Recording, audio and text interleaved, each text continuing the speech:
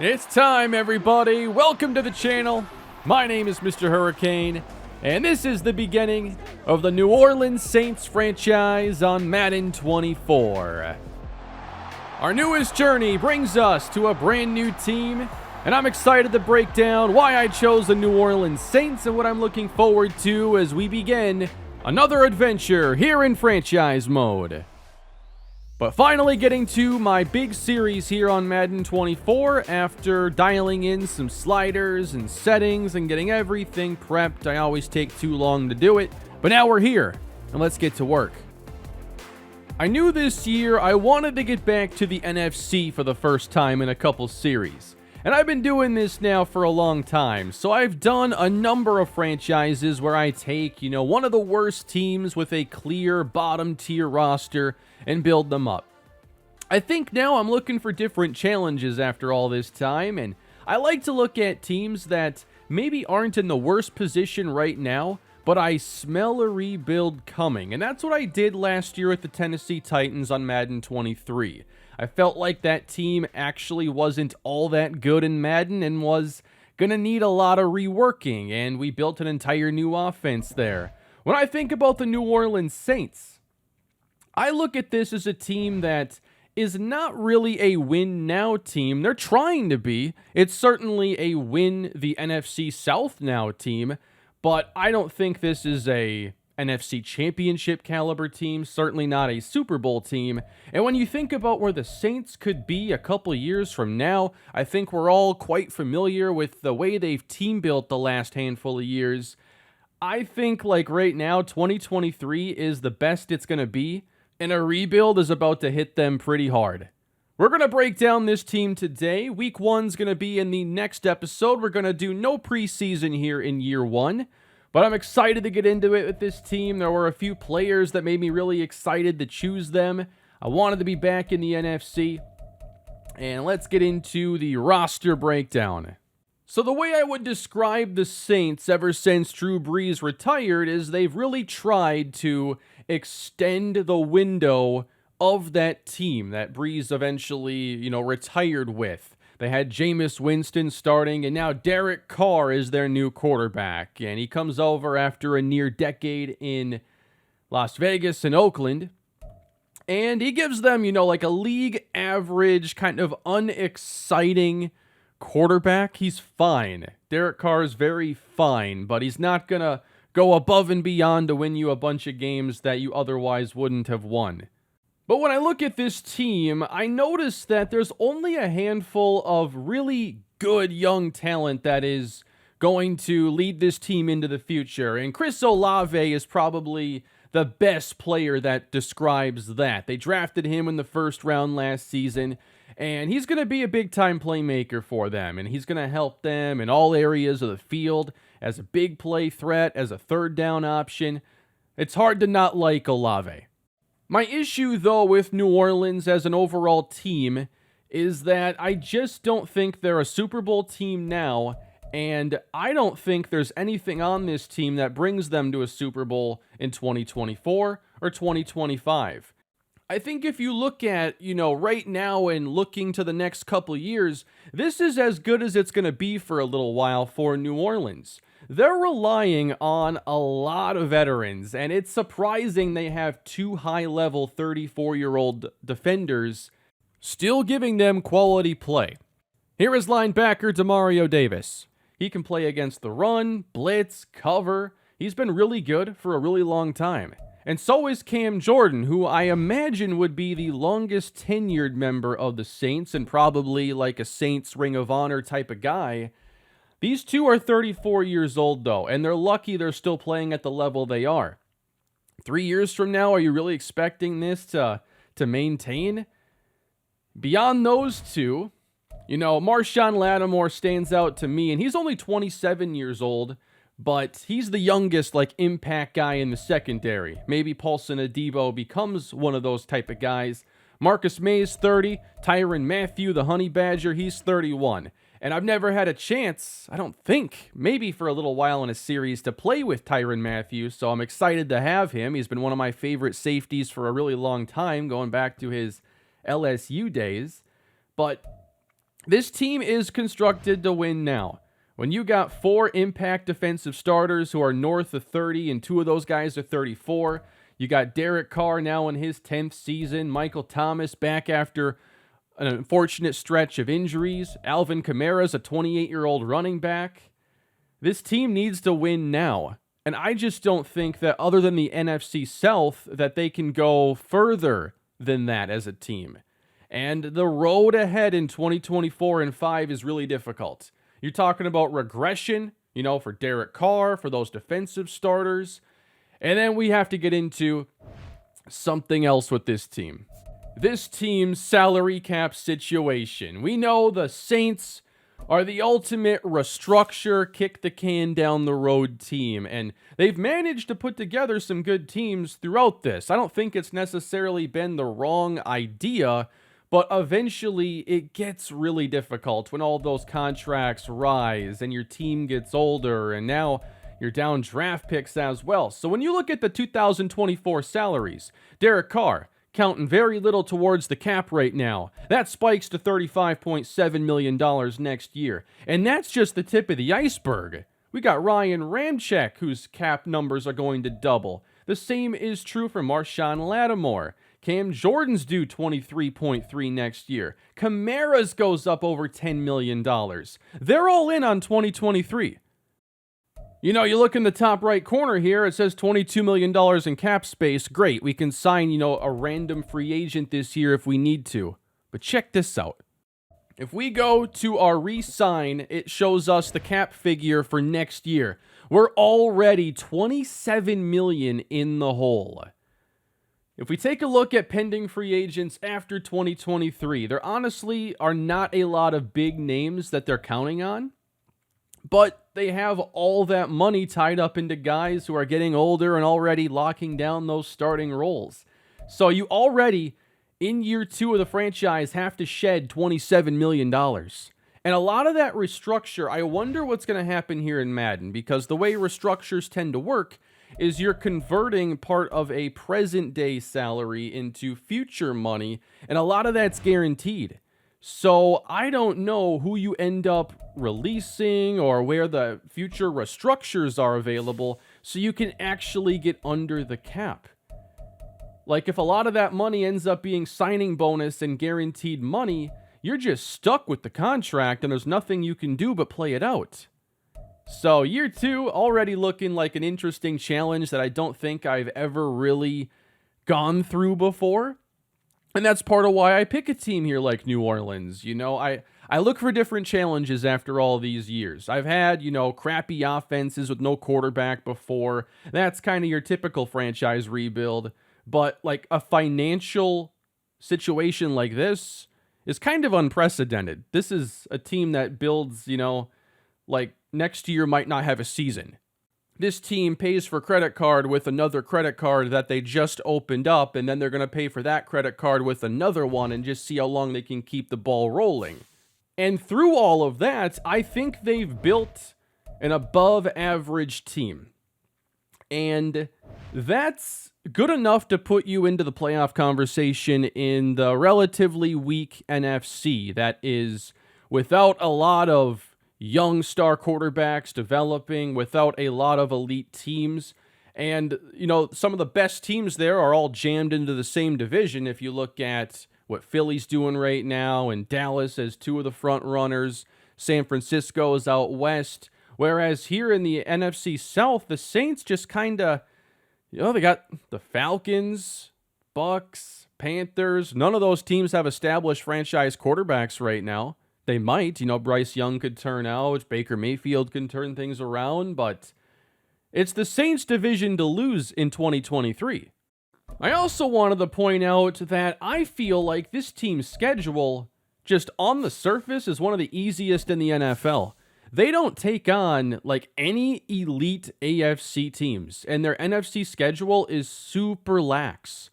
They're going to meet up with the Jaguars in Week 7. I look at that as maybe one of the toughest games on the schedule. Got the Viking offense in Week 10. But, the Giants, who were a playoff team last year, okay, we're not scared of the Giants, though. Like, we're not looking ahead to that as like, yeah, we probably lose that game. This schedule is easy, man. At least it appears that way. But when I think about my franchises, it's obviously for the long term. And I'm not really concerned, if 2023 the team looks all right. Like, is there going to be a job to do down the road? Absolutely with this roster. So let's start to dive into the actual position groups now on this team, and I have a lot of thoughts there. But offensively, there's a lot of fun players here to play with. So Derek Carr, he's fine. I think he'll be solid. I'll enjoy playing with him for a little while. But the team's superstar for the last handful of years has been Alvin Kamara. And yes, I will be having him sit out the first 3 games of our season. So we're not going to have him until week 4. Kamara's 28 years old. Excellent pass catching back. Just a very good running back. But getting up there in years, and most teams these days are, starting running backs younger than 28. So regression's going to hit hard probably. And if you've watched my XP and regression video I made, I've put many hours into my set. And, I'll show you what I got here, but I put out a whole 50-minute video breaking down all of these settings, and that's what we're going to roll with for this series. And I wanted this to emulate the real NFL better, where players get the bulk of their development in their early 20s. And by the time, they're in their late 20s, they kind of plateau and they are who they are. And when they get older, they tend to regress pretty quickly if they're not an elite talent. So Kamara might be helped out by the fact that he has superstar development, and that might get him into his 30s still playing at a decent level. But I think this is not going to be a situation like in my Titans franchise where we never got rid of Derrick Henry. Regression never made that necessary. In this series, and going through all my tests to prepare for this, you can't count on guys into their 30s forever. You've got to draft, you've got to develop. And that's what franchise is all about. Check this out, by the way. Once we get to year 2 in the offseason, they don't have a 3rd-round pick. They don't have a 4th-round pick. They don't even own their 2nd. So they're at the mercy of what happens to Denver. This pick right here, our 1st-round pick next year, is going to be so crucial because you're already looking at this likely being a 2-player class if you don't start trading players away. You can't count on 5th and 6th rounders to make a big contribution. They got 5 picks next year and only 2 that are really going to be useful. The year after, they're missing their 2nd-round pick and a 7. So we, right now, sit with 10 picks for the next 2 years. Gonna have to change that. Without a doubt, I think the Saints roster is going to be worse in 24 than it is in 23 and even worse in 25. Unless there's some serious luck on those early picks and they have their 2017 draft that completely reloaded the Drew Brees window. And if they didn't have that draft, I think there's a good chance he would have finished his career somewhere else. But you can't count on that. So, at quarterback, you got Derek Carr, Jameis Winston, Jake Haener. There is no quarterback of the future. There is only the quarterback of right now, and I don't think Carr is going to be with us for more than a couple seasons here in the franchise. He's under contract for, until 26. I just don't see that being viable. And running back, you got Alvin Kamara, but he won't play right away. It's going to be Jamal Williams, and he's a player that I like a lot. He's a super fun player. And he's got an awesome sense of humor and everything. And we're going to use him a lot in the first 3 weeks. He scored 17 touchdowns last year in Detroit. He also, in his career, has a 5 receiving touchdown season back in 2019 with Green Bay. I totally forgot about that. But he's a solid, grinded up the middle, good at the goal line kind of running back.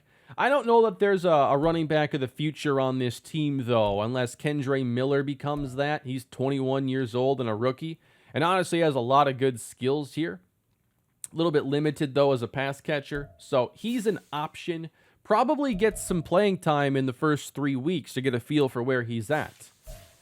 And then we go to wide receiver, where it's Chris Olave as your main star to build around. Michael Thomas, though, is healthy after dealing with some serious injuries over the last few years, and I think that As a slot receiver, he can still have a couple productive seasons, but I don't think he's going to be an upper echelon receiver like he was back in his prime years.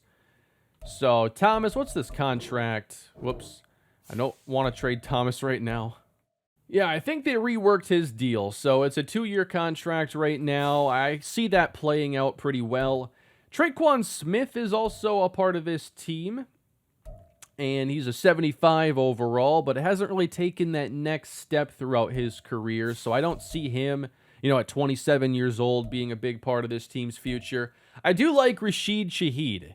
They ended up, finding him last year, and he gave them some big plays. He's a good returner. A little bit raw as a route runner and everything, but can definitely be a role player.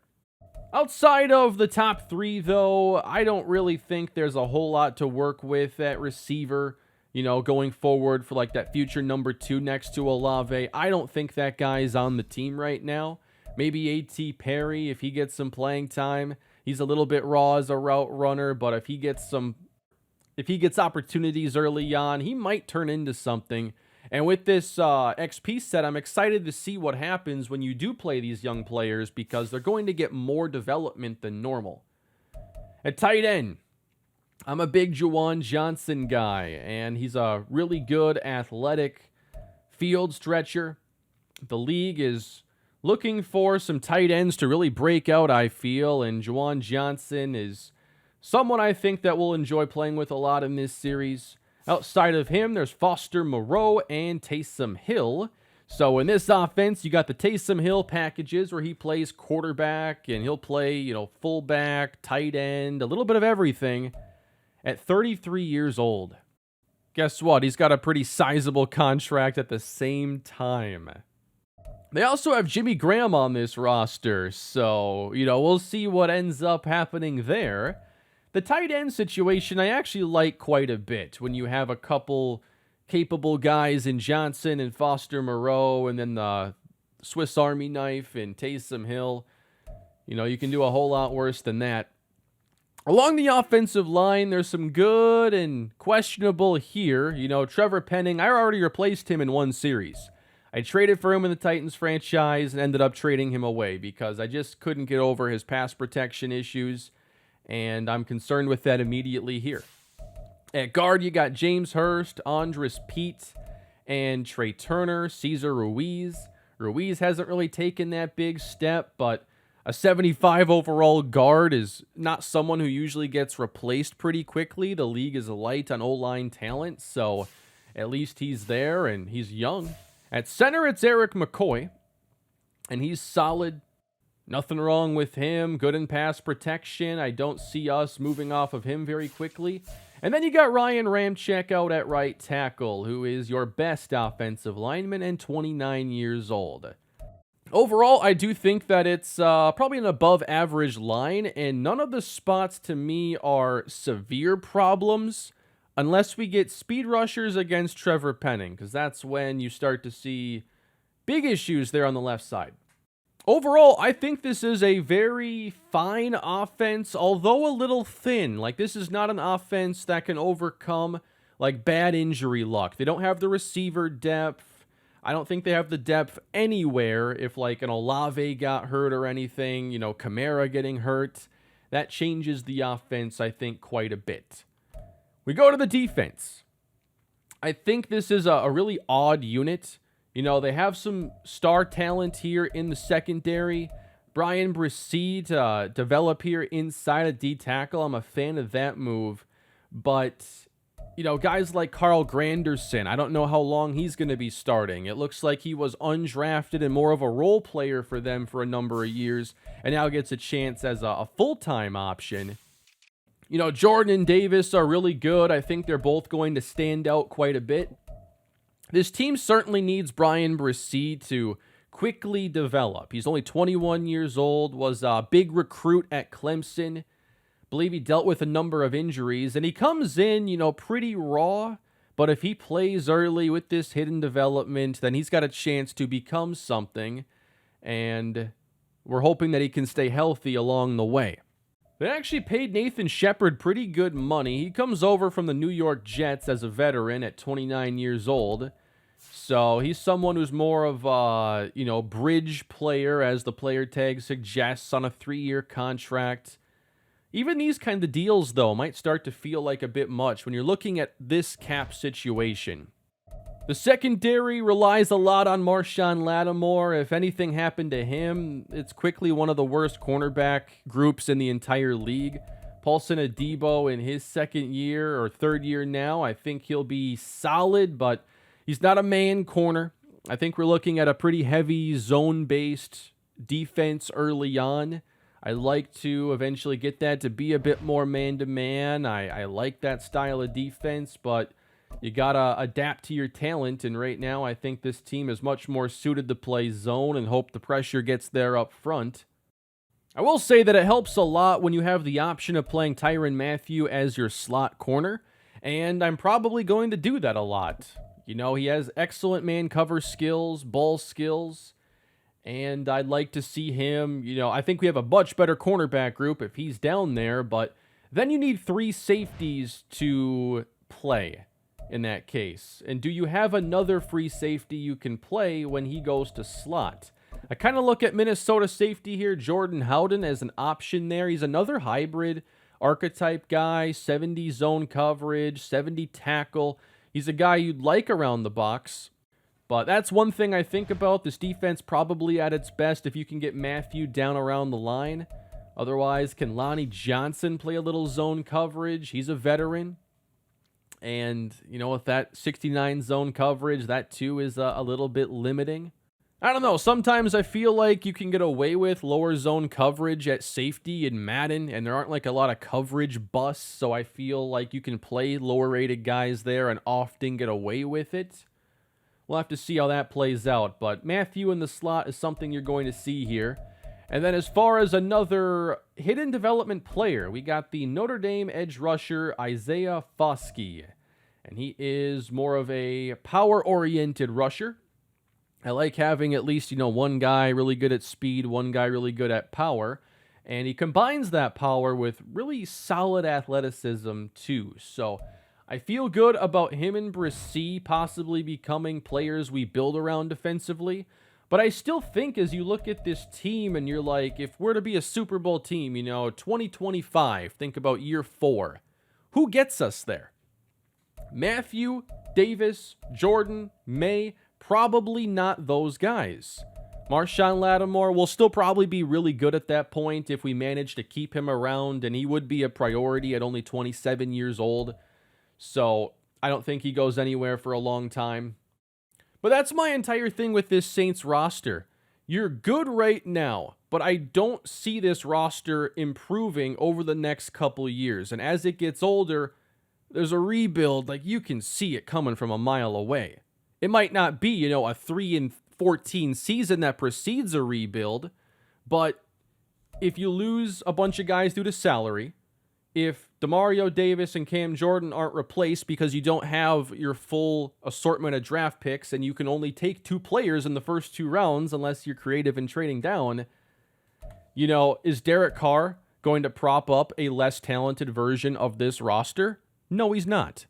He couldn't do it with the Raiders. He won't do it here. I see this team having a lot of roster turnover in the next couple years, and that excites me as a team builder here in franchise.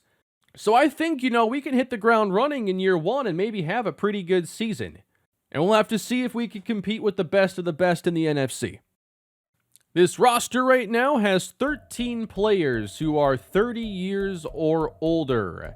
And then a fair amount at the 29-year-old level as well. If we look at just the youngest players on the team, you got Bresee, Foskey, Olave, but I just don't see a big core of 25 and under players that this team, relies upon to take them into the future. We can maybe put a guy like Paulson Adebo in that group as well, but I don't know that he ends up being a high-level corner. It's super possible, though. We ended up developing Christian Fulton in the last franchise. He began at normal dev and became like a top-level X-Factor corner after a handful of years. So a lot of things can happen here to change how this team looks in a few years, but that's how I view it right now. There is not a young nucleus. This is an old team. Their salary situation is going to prohibit them from making the team better, but in year one, I think they're pretty good.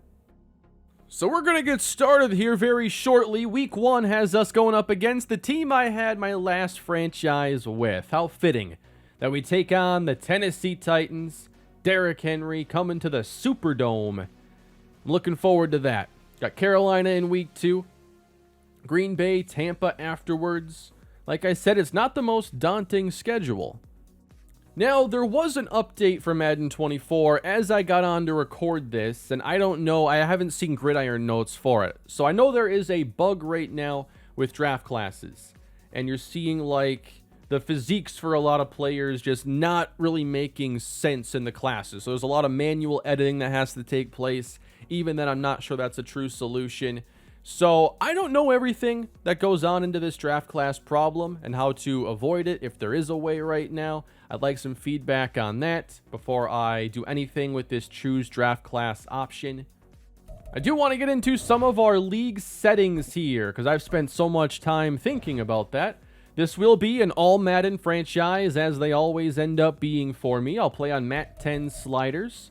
I don't have them input into my series right now, but I will get those in there, and that's going to be what I use. It's what I've used now for years, and he and I just see eye to eye when it comes to what the sliders should be doing. No momentum home field advantage. It's just gimmicky. I don't like the way it plays out. You know, my idea of home field advantage is maybe the road team is more susceptible to mental errors and penalties like false starts, delay a game. Not what they do, man. It's video gamey in a video game, I know, but it's not for me. Everything here, obviously, manual. Cannot wait to have manual depth chart reordering. I lost probably hours of time fixing depth charts in Madden 23. And then we're going to play on trade difficulty at hard. I feel like that is the most balanced for me. I looked at a lot of like draft day trading and trying to move up and down in the draft, and I didn't like very hard very much. So we're going with hard. Free agent motivation impact I have set to very high. So we have to really look at if players are a good fit for us.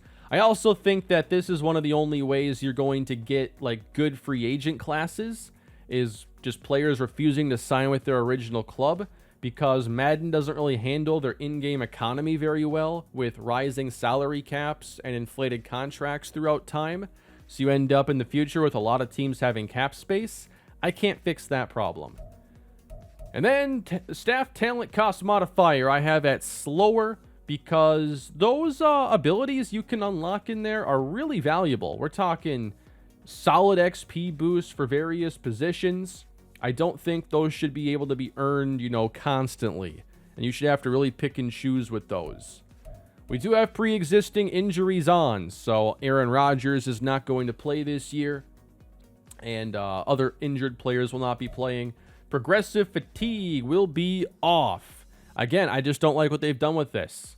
It causes players to just disappear from games. It's not a true wear and tear system.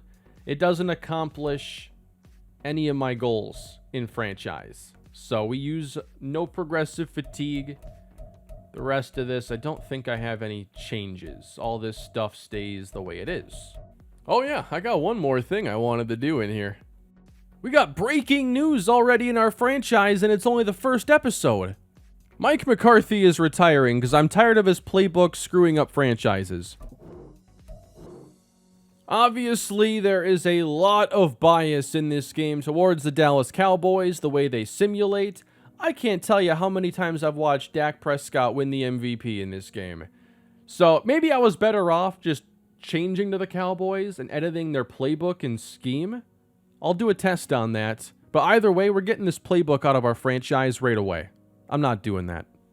This team is dealing with a fair amount of injuries already this year, and you can add Alvin Kamara's situation to this list as he's not going to play the first 3 games. What I'll probably do is change him to punter for like 3 weeks, so he can't even like accidentally sneak onto the field at running back. but I don't think that any of these players will be starters when they return. I mean, maybe Peyton Turner, someone who contributes, but I couldn't see him being more than a role player. And for Traquan Smith, I'll probably play Rashid Shaheed over him anyway. This team's highest overall players are at 91. A few players here above a 90. You know, it's a solid team. Only a handful of players actually above an 80.